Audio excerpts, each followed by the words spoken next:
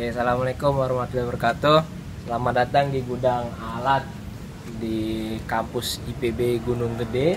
Hari ini kita akan sedikit berkeliling ke dalam gudang alat untuk mengetahui apa saja sarana pertanian yang kita gunakan ya, sarana dan prasarana pertanian yang akan kita gunakan selama kegiatan budidaya pertanian. Meskipun dalam kondisi online seperti ini, harapannya tidak mengurangi kualitas dari penjelasan ini.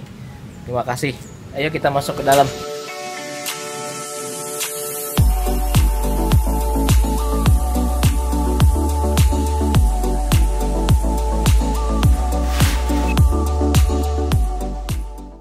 Baik rekan-rekan sekalian, ini adalah cangkul. Mungkin alat ini tidak asing bagi rekan-rekan sekalian ya.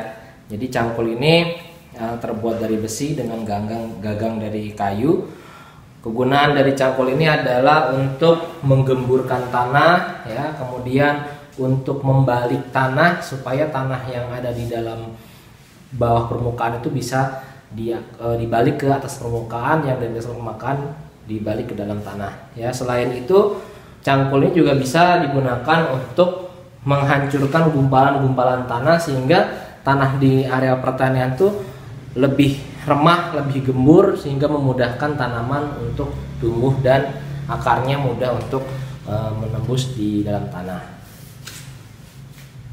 Nah, untuk alat selanjutnya kita ada garpu tanah ya. Oke, garpu tanah. Nah, ini garpu tanah ini biasanya kita gunakan untuk membantu cangkul tadi dalam membuat saluran drainase, ataupun kemudian digunakan untuk merapikan lubang tanam. Kita menggunakan garpu ini ya. Selain garpu tanah, ada lagi kita yang namanya koret. Nah, koret ya, koret ini biasanya digunakan oleh petani untuk membersihkan gulma, rumput liar ya yang tumbuh di sekitaran areal tanaman kita. Misalkan ada pohon cabai, di celah-celah pohon cabai itu ada gulma rumput. Nah, biasanya akan dibersihkan dengan menggunakan koret. Selain itu, koret ini juga berfungsi untuk membuat alur pupuk ya, alur pupuk ataupun juga alur tanam jika memang dalam prakteknya untuk menanam benih sayuran kita menggunakan sistem alur ya, bukan menggunakan sistem lubang tanam. Nah, jadi kita menggunakan koret ini untuk membuat alur, baru kemudian kita menabur benih-benih tadi dalam alur tersebut. Nah, tapi pada umumnya memang kita menggunakan alat ini untuk membuat lubang tanam untuk benih-benih sayuran, seperti halnya benih kangkung, kemudian kacang panjang ya. Ini namanya tugal. Jadi tugal ini digunakan untuk melubangi tanah ya, tepat di titik kita akan menanam benih sayuran ya. Ini kita sebut sebagai tugal.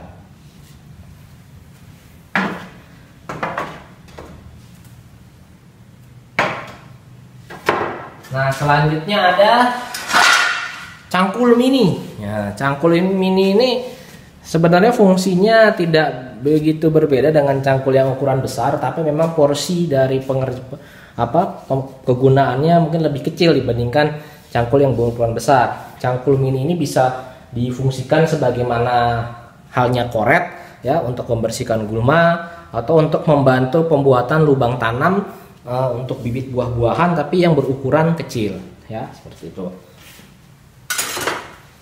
Nah, selanjutnya alat yang lain yang biasa kita gunakan dalam praktek budidaya tanaman itu ada yang kita sebut sebagai gembor. Nah, ini gembor.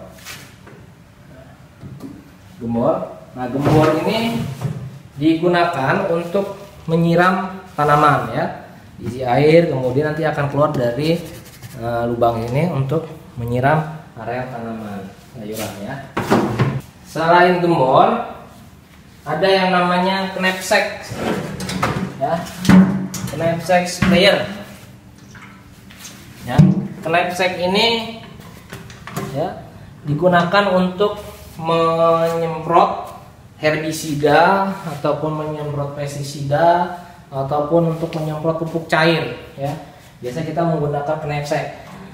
Nah, dalam prakteknya kalau kita menggunakan herbisida itu jangan dicampur ya dengan penggunaan knapsacknya, jangan dicampur dengan penggunaan knapsack untuk pemberian pupuk cair ya, karena dikhawatirkan masih ada residu ataupun bahan kimia herbisida tadi yang menyebabkan yang nantinya ikut keluar dan akhirnya menyebabkan tanaman yang rencananya kita pupuk malah kemudian mati ya. Tetapi kalau mungkin pestisida masih bisa kita campur ya, tapi kita lihat lagi dari bahan aktifnya, apakah bahan aktifnya justru bersifat antagonis malah mengakibatkan pupuk itu tidak bekerja secara efektif.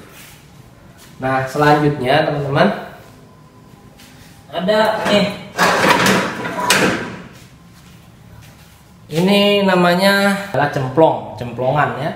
Cemplongan ini biasanya kita gunakan untuk membuat lubang pada mulsa. Nah, apalagi itu mulsa, Pak? Mulsa itu nanti adalah lapisan plastik yang biasa kita tutup di atas bedengan.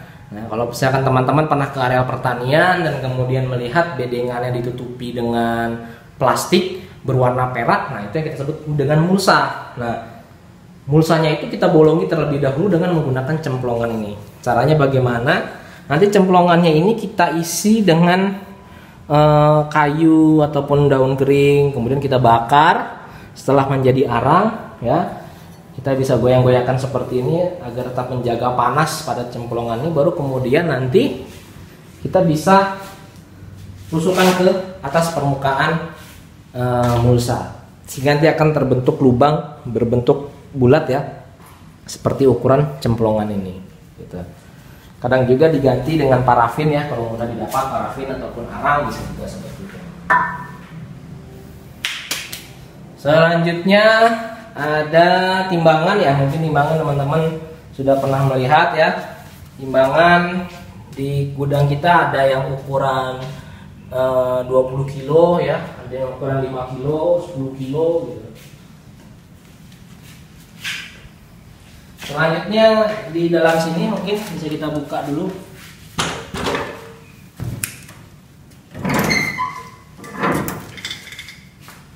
Nah, di dalam sini ada banyak alat ya. Mulai dari jangka sorong. Ya, jangka sorong. Ini biasa dalam praktikum kita gunakan jangka sorong ini untuk mengukur diameter dari batang, bukan diameter, ya diameter dari batang ya. Seperti ini ya. Selanjutnya ada gunting pangkas ya. Ini gunting pangkas ini digunakan untuk memangkas ya, memangkas cabang-cabang yang tidak produktif pada tanaman buah, tanaman perkebunan ya. Ini kita menggunakan ini. Kemudian gelas ukur ya. Gelas ukur ini ukuran 500 ml, biasanya kita untuk mencampur pestisida ataupun herbisida ya, kita menggunakan ini untuk mengetahui berapa konsentrasinya ya. Konsentrasinya misalkan 2% ya, berarti kita tinggal mencampurkan berapa banyak bahan aktif atau bahan pestisida tadi, kemudian dicampurkan dengan berapa mililiter air ya. Kemudian meteran. Nah, ya, meteran sangat penting sekali ya untuk kita mengetahui berapa luasan dari bedengan kita. Kalau bedengan, kemudian luasan dari areal pertanaman kita, sehingga kita bisa mengetahui nantinya berapa populasi yang atau lubang tanam yang nantinya kita harus buat di lahan kita. Oke. Nah, alat lainnya ini ada ember. Ember ini biasa kita gunakan untuk mengangkut hasil panen, tapi sebelumnya biasanya kita gunakan untuk memupuk ya. Jadi pupuk kita akan taruh di ember, kemudian kita campur dengan beberapa jenis pupuk yang lainnya, baru kemudian kita bawa ke lahan dan ditabur.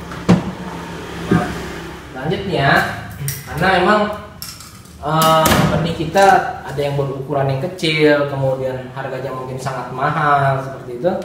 Ya, biasanya kita menggunakan tray semai seperti ini ya, mirip seperti cetakan agar-agar ya, tapi bawahnya berlubang. Ini kita sebut sebagai tray semai. Teman bisa mengisinya dengan arang sekam dicampur dengan tanah ataupun pupuk kompos, baru kemudian ditanami benih, ya, benih sayuran. Mengenal beberapa jenis bahan yang akan kita gunakan selama kegiatan budidaya pertanian, baik itu pupuk, pestisida, herbisida, benih, dan lain sebagainya.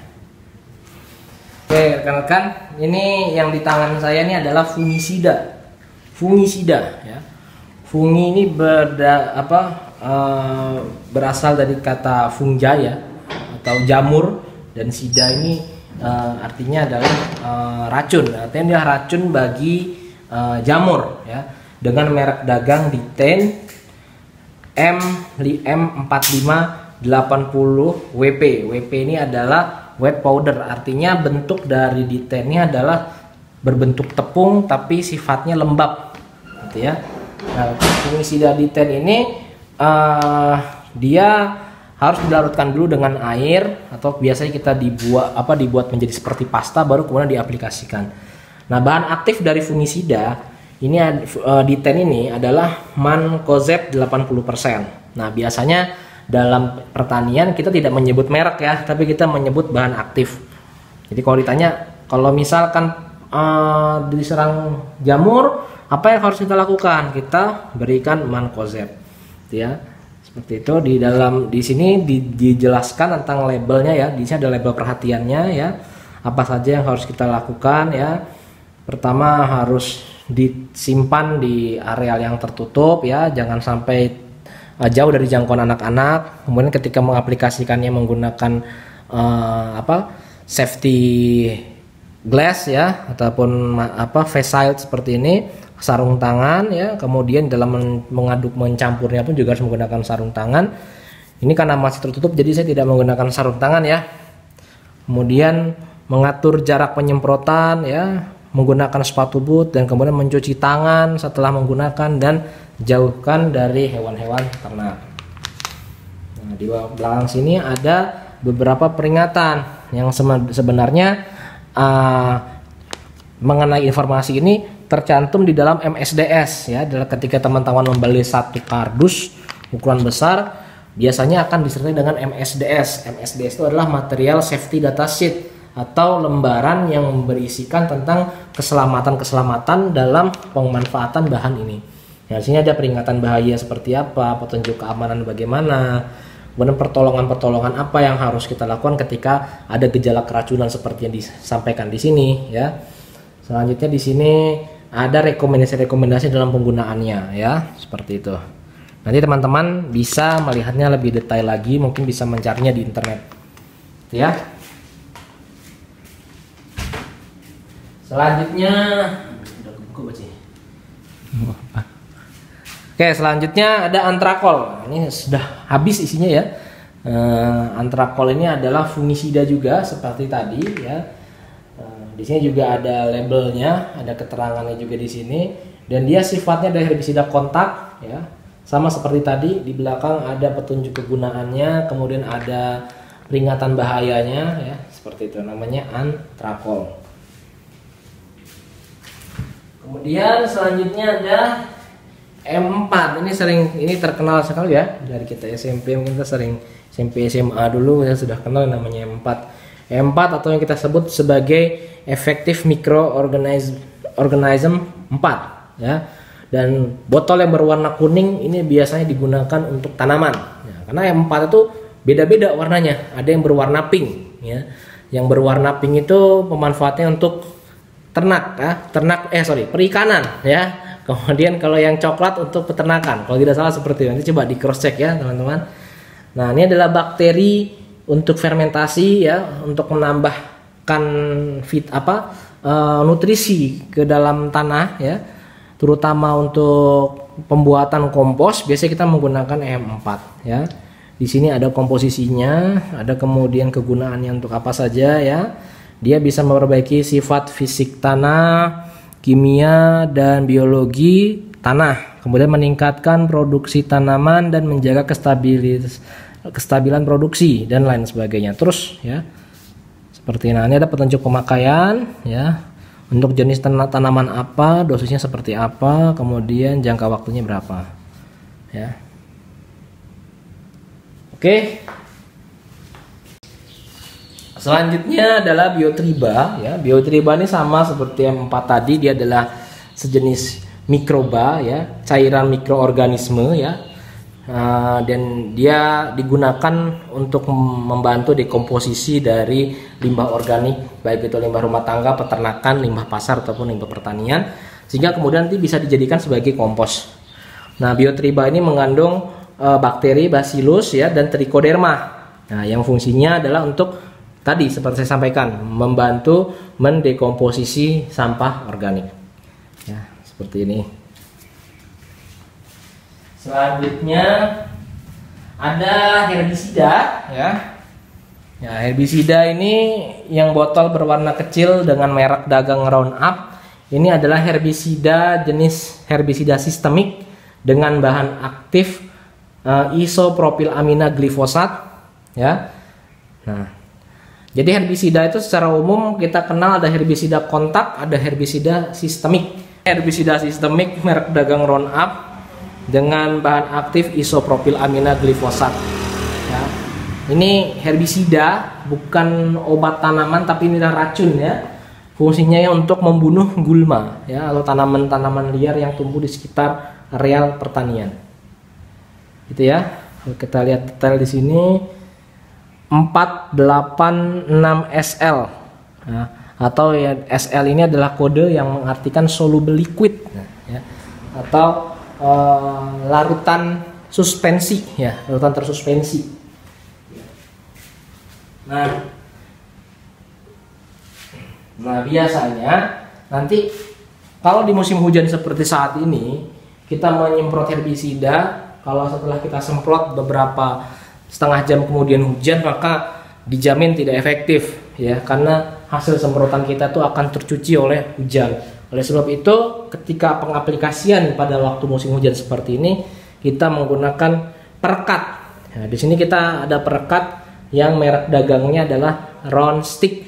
Ya, dia adalah perekat perata penembus pembasmi. Ya, seperti itu. Jadi dia cocok untuk meratakan penyemprotan, baik itu pestisida ataupun herbisida. Ya, seperti itu.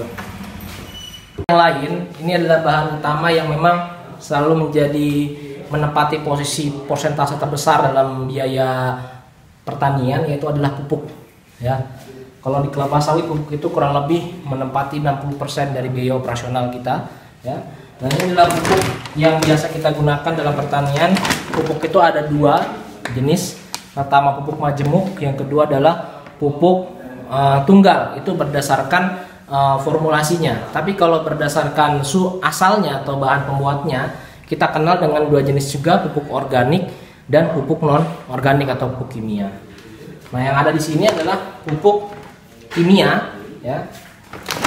Ini adalah pupuk NPK ya, atau kita sebut sebagai pupuk majemuk.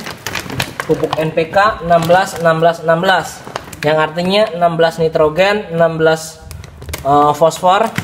fosfat dan 16 kalium. Nah, ini mereknya adalah NPK Mutiara.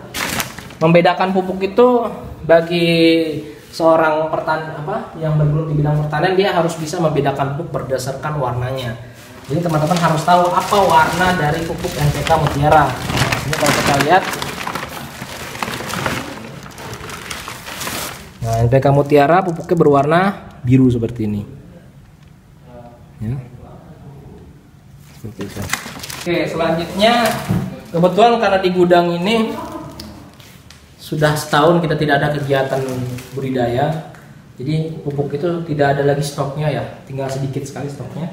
Nah, ini adalah pupuk urea ya, berwarna putih. Sebenarnya pupuk urea kalau teman-teman temukan di lapangan ada 2 warnanya, satu berwarna putih, satu berwarna pink ya, putih tapi ada warna pinknya. Nah, pupuk urea yang berwarna putih ini berarti pupuk urea non subsidi ya, bukan untuk ini non subsidi, tidak ada subsidi pemerintah. Tapi kalau yang berwarna pink itu adalah pupuk urea subsidi ya. Yang mana kalau perusahaan-perusahaan besar swasta dia tidak boleh membeli pupuk urea yang berwarna pink ya, karena itu melanggar hukum. Termasuk juga instansi pendidikan seperti kita, IPB, kita tidak boleh membeli pupuk urea yang subsidi ya, harus yang komersial seperti ini. Nah, pupuk urea tadi itu merupakan pupuk kimia tunggal ya, karena dia hanya mengandung satu unsur yaitu nitrogen. Nah, pupuk tunggal lainnya selain pupuk urea tadi ada pupuk kalium ya. Nah, pupuk kalium yang biasanya diformulasikan dalam bentuk KCl ya. Pupuk KCl itu berwarna merah bata ya. Kemudian yang satunya lagi adalah pupuk SP atau pupuk fosfat ya, yang biasanya diformulasikan dalam bentuk SP36 ataupun SP18 ataupun menggunakan formulasi TSP seperti itu. Nah, untuk masing-masing kandungannya sendiri, kalau tadi di NPK Mutiara kandungannya 16 yang artinya 16 nitrogen, 16P dan 16K. Sedangkan kalau urea kandungannya adalah 46% nitrogen ya. Sedangkan kalau SP36 kandungannya adalah 36% P2O5. Nah, sedangkan kalau untuk KCl itu sendiri kandungannya adalah 60% K2O.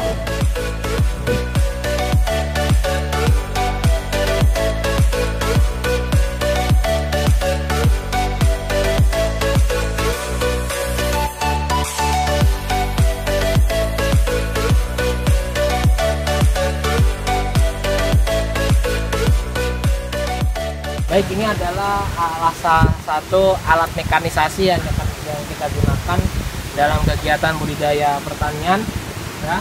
Ini adalah traktor ya dengan merek John Deere tipe 5045D ya, dan ini adalah traktor dengan 4 roda dan dengan keempat rodanya bisa berputar ya. Jadi dia menggunakan sistem 4 wheel drive, 4 WD. Nah, dalam pengoperasiannya yang paling pertama yang harus kita kenali adalah kita sudah pastikan telah memasang aki ini ya, pada bagian aki sini ya. Nah, kabel hitam sudah terpasang di sini ya, seperti itu. Kemudian selanjutnya kita melakukan pengecekan aki. Selanjutnya kita harus mengecek cairan pendingin atau yang kita sebut sebagai coolant ya. Nah, di sini ada hot and cold full. Artinya kalau misalkan dalam kondisi mesin panas, coolant-nya ini nanti akan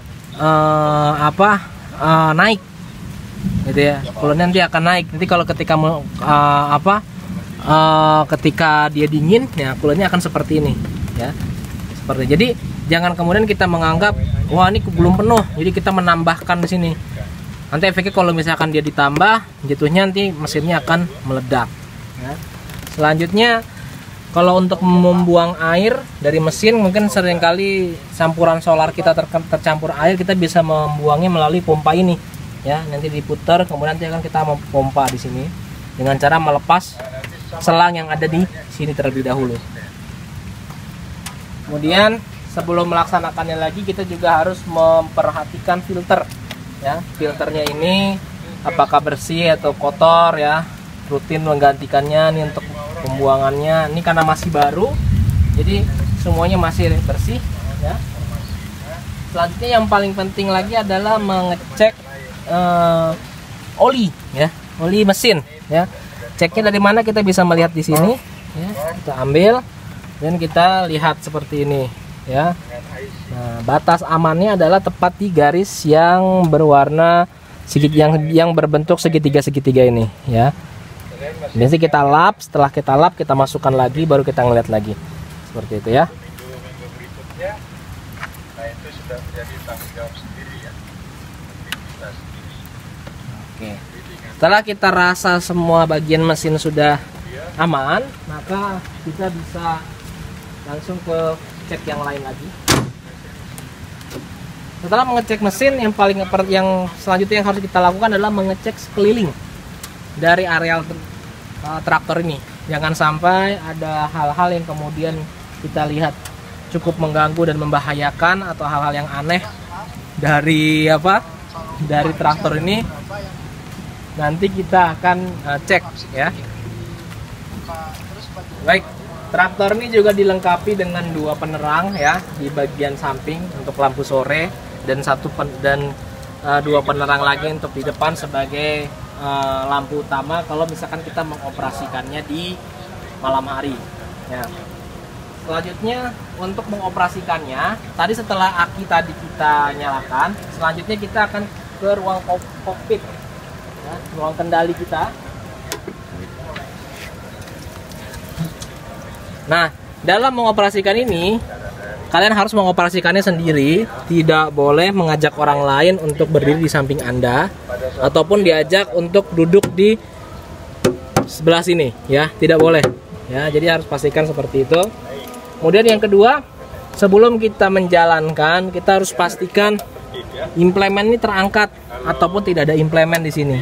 Kalau misalkan kita bahannya bertujuan untuk memindahkan traktor, ya. Satu lagi yang belum saya sampaikan tadi adalah tangki bahan bakar. Nah, ini tangki bahan bakar kita, ya, seperti ini. Ini adalah bagian setir, ya. Kemudian ini adalah hand throttle, ya. Selanjutnya ini ada sumber arus listrik 12 volt, ya, bisa kita gunakan untuk mengecas HP ataupun dan sebagainya. Kemudian ini adalah lampu hazard, ya, lampu hazard. Kemudian ini ada lampu sen kiri kanan, ya, bisa dilihat indikatornya menyala. Kemudian di sini hand throttle ini adalah untuk kecepatan dari traktor ini, apakah lambat disimbolkan dengan simbol kura-kura ataupun cepat disimbolkan dengan simbol kelinci, seperti ini. Tapi kita bisa juga menggunakan pedal gas yang ada di bawah sini dengan menggunakan kaki. Nah, selanjutnya ada kunci parkir, ya, yang mana kalau kita naikkan ke atas itu berarti dalam kondisi terparkir. Kalau kita mau menjalankan, kita turunkan ke bawah. Oke, selanjutnya kita coba nyalakan ya. Ini untuk bagian kakinya ada remnya dibagi 2, rem ban kiri, rem ban kanan, ya. Tapi bisa kita kepang seperti ini, yang menandakan kalau kita injak maka kedua-duanya sisi kiri maupun kanan itu akan berhenti. Kemudian yang sebelah kanan kiri kita ada kopling, pedal kopling. Nah, untuk menyalakan yang pertama kita harus pastikan kondisi gigi untuk kecepatan dalam keadaan netral. Ya, kemudian gigi di sebelah kanan juga dalam keadaan netral, ya. Selanjutnya bagian tuas untuk implemen juga sedang kondisinya terangkat. Tetapi nanti kalau dalam keadaan parkir maka implemennya harus diturunkan, ya, harus diturunkan. Ya, ini diturunkan ketika dalam kondisi menyala. Cara menyalakan traktor adalah masukkan kuncinya menggunakan kunci yang kecil, ya. Masukkan kunci. Dia tidak bisa menyala. Kenapa tidak bisa menyala? Karena throttle-nya di bawah belum kita buka. Jadi kita tarik. Nah, kita lepas. Baru kemudian bisa kita nyalakan. Nah, ketika kondisinya sudah dibuka, kunci dalam keadaan on, maka indikator-indikator akan nyala. Ya. Mulai dari indikator oli dan juga indikator aki menyala, ya. Baru kemudian kita bisa menyalakan.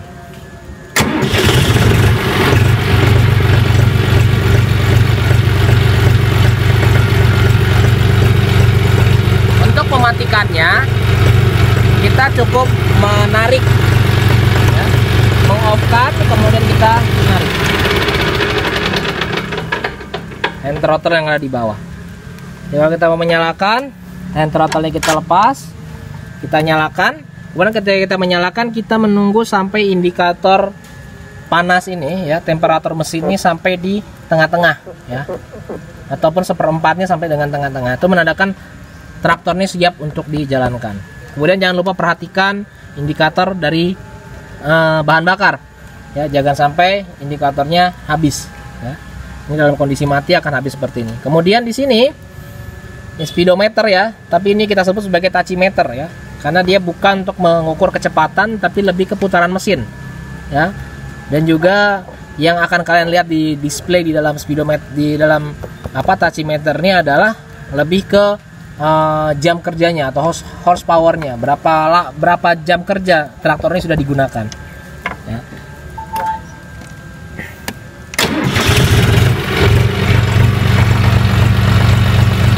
Ini baru 8 jam. Baru 8 jam.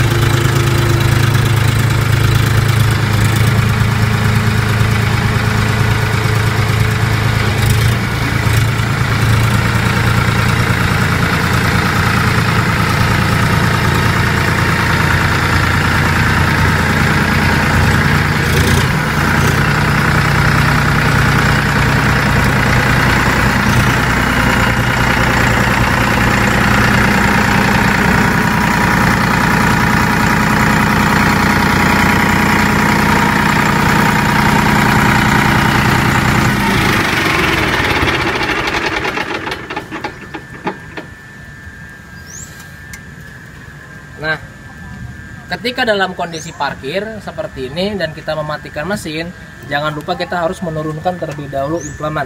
Nah, tadi saya salah, saya langsung mematikannya tapi tidak menurunkan implemen. Jadi saya harus menyalakannya kembali.